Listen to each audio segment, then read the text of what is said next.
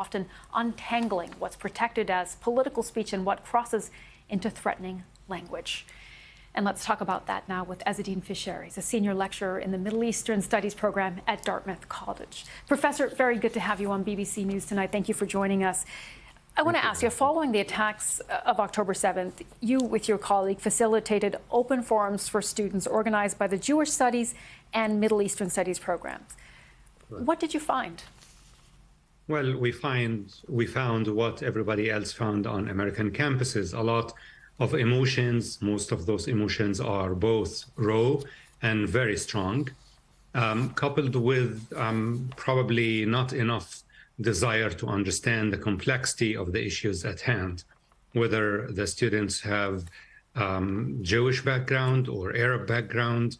Both were more looking for ways to vent those emotions, looking for approval and validation, more than they were looking for facts and details that might be upsetting because they don't meet their expectation and their received knowledge.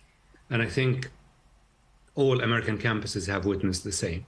But the main question then becomes whether we as faculty feed into those emotions, right, and give them the validation they're looking for and kind of rile them up even further, or we seize this moment as a teachable moment and try to move the students while acknowledging those emotions, but move them beyond the emotions and try to get them to learn more about the conflict, about its dynamics, which is, what universities are created for. So many universities, Professor, are struggling with that very question. How did you and your colleague manage to do that?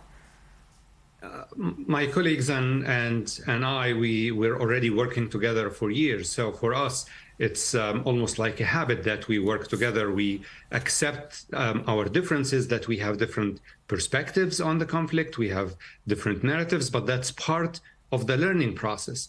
What we do in our classrooms is to explore those different perspectives and to show students that an integral part of the learning is to acknowledge the diversity of perspectives and try to actually understand where these different perspectives come from, what motivates the different players, and how, in fact, the tragic aspect of the conflict is the clash between those different narratives and those different opposed concerns and motivations. So, Professor, if I could just jump in there. When you get this. Could I ask, did you find that students were receptive to that?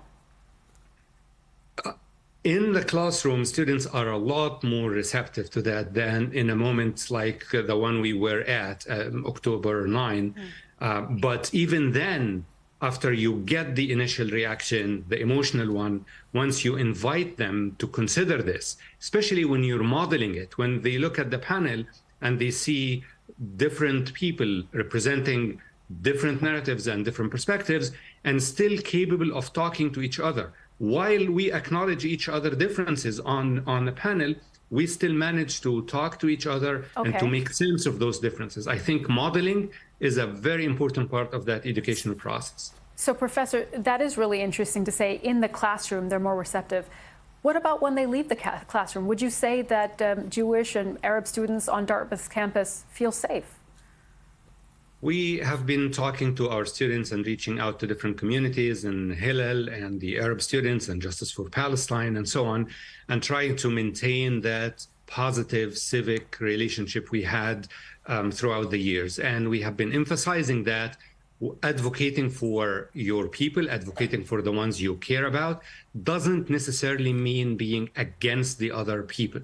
And maintaining that civility is very important, because this is a privilege to being on a campus like this, and preserving the civility of the campus, the safety that we have, which allows us freedom, not just of expression, but freedom of learning, of questioning the stereotypes, is very important. And I found that students were actually receptive. And that's partly how we manage at Dartmouth to kind of maintain that environment, despite the tension and the emotions were. Yeah, it's a really interesting perspective, Professor, and we're really grateful that you shared that with us today. Thank you so much. Thank you.